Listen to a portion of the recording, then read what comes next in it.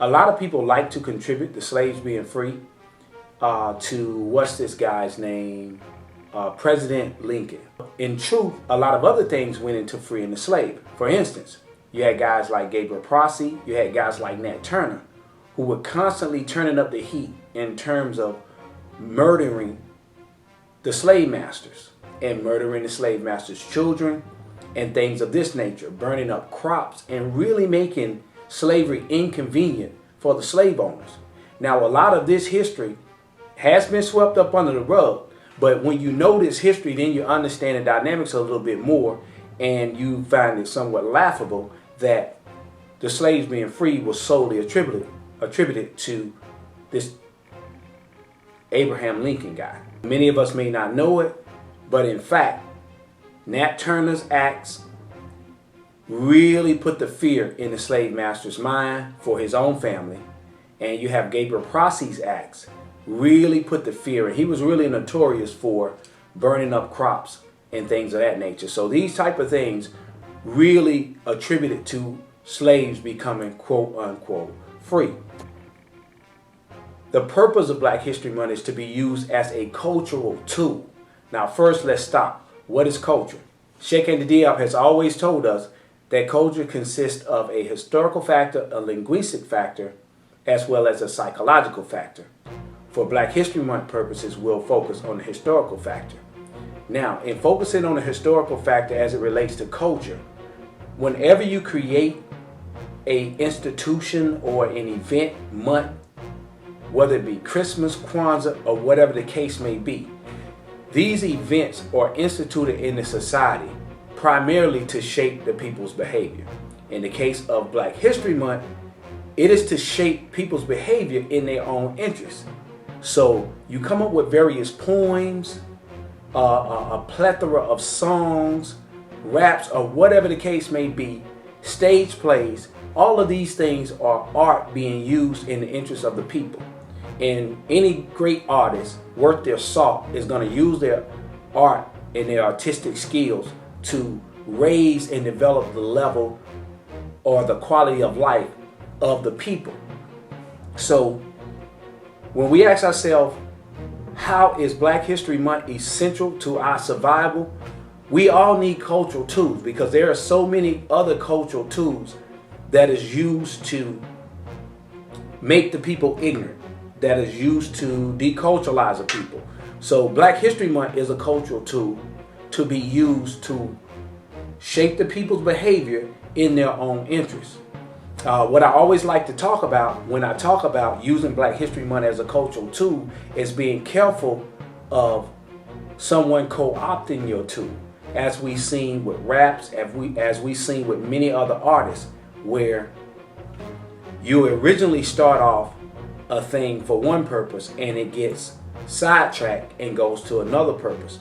One of our great leaders in talking about the March on Washington, really in the early 60s, gives us a clear understanding of how the March on Washington started being one thing, where you had people that was going to lay down in the airports, people that was going to lay down in the bus station, on the highways, and they was going to really shut America down. These were grassroots leaders, and it was co-opted by the administration.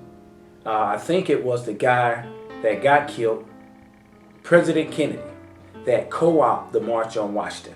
In fact, as opposed to me telling you about it, let me run a clip of Malcolm X talking about that. Roy started attacking King, and King started attacking Roy, and Farmer started attacking both of them. And as these Negroes of national stature begin to attack each other, they begin to lose their control of the Negro masses. And Negroes was out there in the streets. They was talking about, we're going to march on Washington. By the way, and right at that time, Birmingham had exploded, and the Negroes in Birmingham, remember, they also exploded. They began to stab the crackers in the back and bust them upside the head. Yes, they did. That's when Kennedy sent in the troops down in Birmingham. So, and right after that, Kennedy got on the television and said, this is a moral issue. That's when he said he's going to put out a civil rights bill. And when he mentioned civil rights bill, and the Southern crackers started talking about they were going to boycott it or filibuster it, then the Negroes started talking about what? We're going to march on Washington, march on the Senate, march on the White House, march on the Congress, and tie it up, bring it to a halt. Don't let the government proceed. They even said they was going to go out to the airport and lay down on the runway and don't let no airplanes land. I'm telling you what they said. That was revolution. That was revolution. That was the black revolution. It was the grassroots out there in the street. Scared the white man to death. Scared the white power structure in Washington, D.C. to death. I was there. When they found out that this black steamroller was going to come down on the Capitol, they called in Wilkins. They called in Randolph. They called in these national Negro leaders that you respect and told them, call it off. Kennedy said, look, you all letting this thing go too far. And old Tom said, boss, I can't stop it because I didn't start it.